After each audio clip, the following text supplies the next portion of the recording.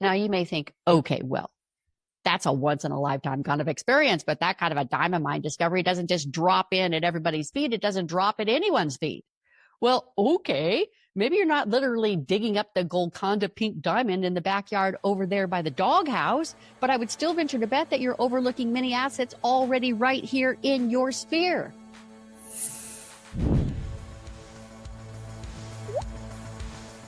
Hi, my friends. I'm Diane Armitage. Welcome back to the Catalyst Code, where we crack the internal code that creates the external result. I'm your host, and after 27 years as Bob Proctor's writing partner and protege, I've been helping people all over the world step into their greatness, their better in their world, whatever that better might be. Each week, Catalyst Code teaches you how to activate momentum, rewire your mind, and create results that stick. You're the catalyst. This is the code. So let's go. So I was thinking the other day, what makes a leader a leader? And what makes a leader a legendary leader? And are you thinking of yourself as one of those legendary leaders? It doesn't matter what you're doing out there. Are you being a leader in your own life? Maybe legendary leader is too big to leap to right now. So let's put another word on it. How about, well, you know, most of the people who find their way to me, they're mavericks. Now, you might not have felt that in your bones either until this point, and you might never have called yourself a maverick, but you're going to be feeling it in full magnificent color the longer you hang out with me in the Catalyst Code. Now, you may be coming from different aspects of business and different aspects of your life. You may be organizing your next move into the business that you really want to be doing. You may be considering something in your life that seems out of reach. You may have been entrenched in the business you're doing for 1 or 3 or 5 or 25 years, and you may be trying to figure out how to help your clients in the best way possible. You may be a CEO or a department head or the sales director of a big organization, and you're searching for tools that you can share with your team to get through what everyone out there is saying, to borrow from Game of Thrones, winter is coming. And this is why I call you a maverick, because what's out there can look like a big threat. Chaos, change, total uncertainty looming at your doorstep. The rules of the business game have changed because change is no longer occurring in a slow, predictable manner. Now, these last few weeks, I've been rewatching the Mission Impossible movies with Tom Cruise because this one coming up, Final Reckoning, is the last one, the finale, the final. Well, they say they may be making more, but for the moment, this is the tentpole summer movie to probably end all summer tentpole movies. And it stands to create even more billions to the 4.1 billion that this particular movie franchise has already racked up. And I got to thinking of yet another movie, one of his franchise movies, Top Gun, and the long-awaited Maverick movie that followed up finally in, I think it was 2023. Now, Tom Cruise's characters, they have a way of doing the impossible. That's why he's Ethan Hunt. That's why he's Maverick. And I'm calling you a maverick because it's time to open your mind to what everyone else is saying cannot be done. Now, the biggest moment I remember from the Maverick movie was when his team of seasoned younger pilots told him that a certain course could not be taken. They would all die in the process. They didn't have the equipment. They didn't have the tools in these multi-million-dollar planes to achieve what he was asking them to do. And just as they were all about to get group consensus, which is always the most dangerous way to go when it comes to killing off a great new idea or goal, group consensus, that this mission needed to be aborted, Maverick, Tom Cruise, got in his plane and flew the path to prove it could be done. Now, in this movie, he was a legendary leader.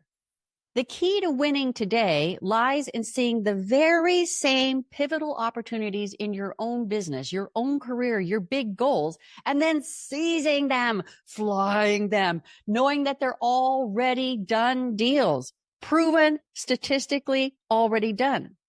Hesitation, uncertainty, group consensus in the wrong direction, it can crash and burn your forward momentum, right? Now, in this episode of Catalyst Code, I want to give you a couple easy shifts that you can make in your thinking and actions that change your trajectory. Legendary leader for good. And I'm also going to share the biggest elementary secret that is the absolute foundational key to forever switching your life from ordinary to extraordinary.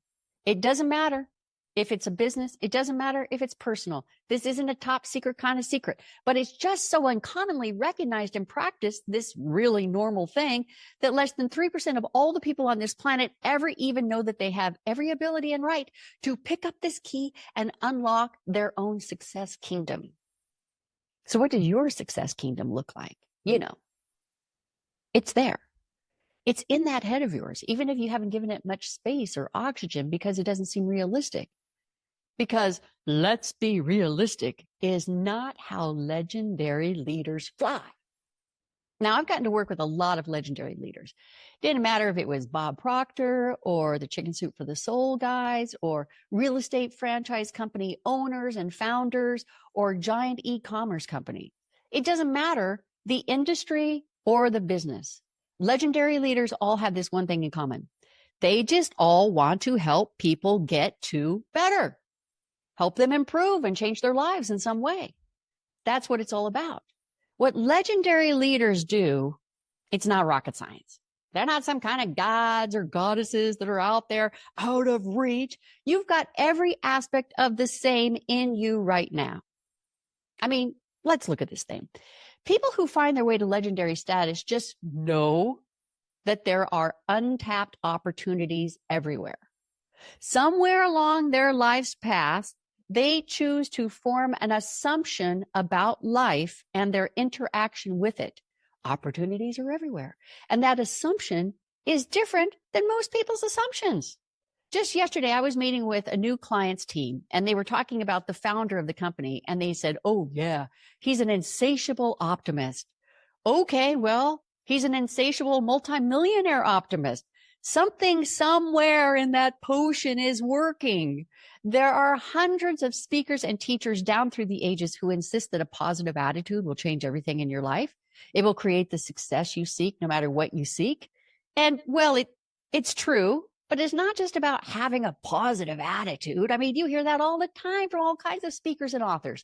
The secret to the attitude is the vibrational feeling behind it. I mean, saying you have a positive attitude, that's one thing. Assuming that life is going to simply go your way and living from that space of expectation of everything going your way, that is an entirely different kind of positive attitude. You see, it's that vibrational feeling tone that changes everything. Like way back in, I think it was 1959, there was this radio show host by the name of Earl Nightingale, and he produced this legendary program. It seriously was legendary, called Lead the Field. Now, he initially produced it on a series of record albums, and they all came in all these different sleeves because he didn't have online courses back in 1959. I mean, talk about a game changer program. That one program shifted the entire world. It was seismic. And he started the entire program with his first lesson, chapter 1, on attitude. Now, back in 1959, you didn't talk about woo-woo stuff like vibration and feeling tone behind your thought. So he has all these great lines that couch that very thing. It's like secret clues. Because even back in 1959, Earl knew that a positive attitude wasn't just a thinking thing. I'm going to be more positive today. I'm going to be more positive today. I'm going to win friends and influence people. I studied this program so extensively that Bob Proctor told audiences that he thinks I knew it better than he did, which was quite the statement because Bob built his entire sales training career on Earl Nightingale's Lead the Field. And in fact, I helped him create an amalgamated version, a larger version, the new Lead the Field, with Bob in the year 2000. We published it in the year 2000. And that was actually the lesson I studied repeatedly and repeatedly and repeatedly until it was pretty much tattered shreds. Now, I've taught it in my legendary courses. I'll probably teach it again soon. But getting back to Earl, knowing that a positive attitude isn't just about thinking you're going to be more positive thinking. I remember memorizing this from the first chapter. He said, attitude is our position or bearing as indicating action, feeling, or mood. And it is our action, feeling, and mood that determines the action, feeling, or mood of others toward us. Did you get all those secret code words? You know what he's talking about here. Your energetic vibration creating a ripple effect in others. He's talking about the law of vibration, the law of attraction, all in that one sentence, all sort of tucked in like little secret code words. So he says, it is our action, feeling, and mood that determines the action, feeling, or mood of others toward us, and which control, to a surprising extent, our success or our failure. It is our attitude toward life which will determine life's attitude toward us. Huh. That is so law of attraction. So to the outside world, this may seem all about that generic word attitude. And in a generic sense, you've heard about having a better attitude from everyone from Socrates to Jesus to Norman Vincent Peale to my dear client, Les Brown. I love it when he says on stage, when life knocks you down, land on your back, because if you can look up, you can get up, land on your back, and the crowd goes wild, right? Everybody loves Les Brown. But you see, attitude is really all about the vibration you're in. And that understanding of your vibration is absolutely foundational to every single success you begin to create for yourself. When you assume that everything is going your way, you're not just thinking it, you're feeling it. This assumption places you in an entirely different vibration than just thinking about being positive. Now, legendary leaders, they have an assumption that everything is going their way. They approach life as if it's going to reveal more, greater rewards, and it rarely disappoints them. They know that there are hidden assets everywhere in their lives, in their businesses, with other people that will propel them forward. All they need to do is keep an eye out for those hidden assets, those untapped opportunities. They see a better world, a world of opportunity all around them. They are insatiably creatively minded. And sometimes that can make other people absolutely crazy, because why? Because everything seems to go their way. So what's the difference between them and most people who don't seem to think everything is going their way? Well, sometimes we get so caught up in the what is. We look out into the world with our senses. We look out into the world and we see the experience around us. That's what I call living through our senses. We get so caught up in what we see and what we hear and what we touch that we lose sight of everything we have right here in our wonderful wheelhouse. Everything we have right here in our own special gifts and talents to change all of that out there. Everything we need is right here at our feet. Now, it was in Lead the Field that I first learned this story. So back in the late 1800s, the diamond rush was on in several countries, southern India included. And there was a farmer there in southern India by the name of Ali Hafed who got caught up in the diamond mine craze. He got so caught up, in fact, that he decided to sell his farm, bought all of the proper mining equipment, and he set out in search of these diamonds to make his fortune. And as the story goes, he didn't find a single diamond. And in fact, at the height of despair, he threw himself off of a bridge. Meanwhile, the man who had purchased Ali's farm led his camel one day to the brook that was crossing the property so that his camel could get a drink of water. And as the camel was nosing around, the guy noticed this odd-looking black rock in the stream. Now, initially, he thought it was such a cool-looking black, murky rock that he put it on his mantle in his house above his fireplace. And at one point, a priest who was coming by to visit and chat with him noticed the rock on the mantle and told him what it really was. And as you can guess, it was a very large diamond. Not only a diamond, but the discovery of the most magnificent diamond mine in the history of mankind. I mean, until just a few years ago, the Golconda diamond mine was still one of the 3 largest producing diamond mines in the world. It's produced behemoth diamonds, including the Hope Diamond that James Cameron's Titanic movie was built around. Remember that? The diamond of the sea, the heart of the ocean. And it's produced a number of famous diamonds that became part of royal collections and crowns. You see, Ali Hafed really didn't know what a diamond in the rough looked like. He didn't understand what the opportunity looked like. If he had just done his research, he would have found these very diamonds right under his feet. And here's where one of the first pitfalls occurs with most people. They rush pell-mell into something that's going to make them more money over there. And they wind up empty-handed and sometimes very broke. Now you may think, okay, well, that's a once in a lifetime kind of experience, but that kind of a diamond mine discovery doesn't just drop in at everybody's feet. It doesn't drop at anyone's feet. Well, okay, maybe you're not literally digging up the Golconda pink diamond in the backyard over there by the doghouse, but I would still venture to bet that you're overlooking many assets already right here in your sphere. This is where legendary leaders differentiate themselves.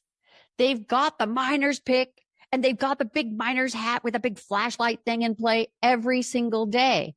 They know their own acres of diamonds are well within reach, and as a result, assumptive, it shows up accordingly. A diamond in the rough is simply an opportunity for you to step in and create a better solution. I love Richard Branson. He wrote a great autobiography in 1998 called Losing My Virginity. Now, Richard Branson's philosophy can basically be broken down to 5 words. Screw it, let's do it.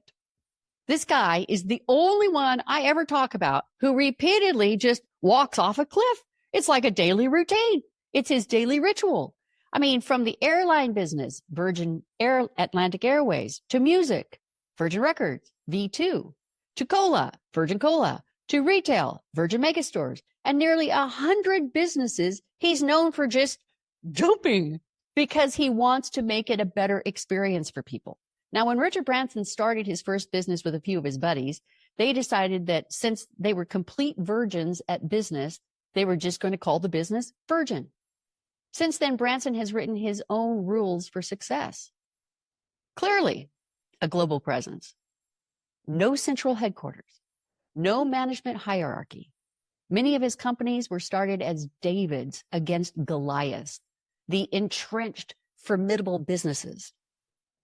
Now, I'm quite sure that if he had consulted with every erudite expert, anytime he had a new wild idea, they would come up with the same group consensus. Don't do it. But Branson found golden opportunities in markets where customers were being ripped off or underserved, where confusion reigned and the competition was complacent. I mean, talk about the miner's pick and the big miner's hat with the flashlight thing. And Branson just has this assumption that everything is going his way. He's one of the happiest people you can ever see out there. Branson approaches life as if it's going to reveal more and greater rewards, and it typically does, right? Now, you may have already jumped into the calling that you're in initially because you saw an underserved population of really good people who deserve better. You may be creating that giant software app that makes lives easier. You may be innovating solutions for people who feel like pipsqueaks, who've never allowed their spirit to grow. You may be helping people in situations they never imagined they would ever have to face. You may be helping other workplaces create a connection with their people, solutions and actions that just bring peace and ease. That's all better, right? I mean, this is exactly where Richard Branson birthed the idea of Virgin Airlines.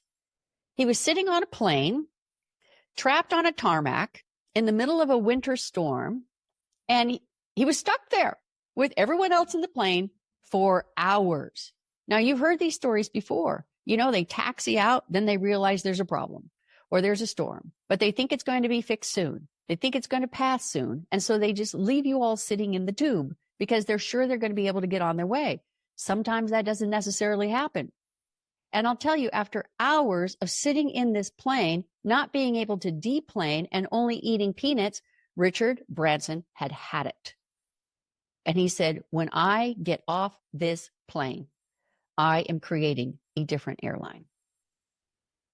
Legendary leaders are known for saying to their troops or just to themselves, screw it, let's just do it.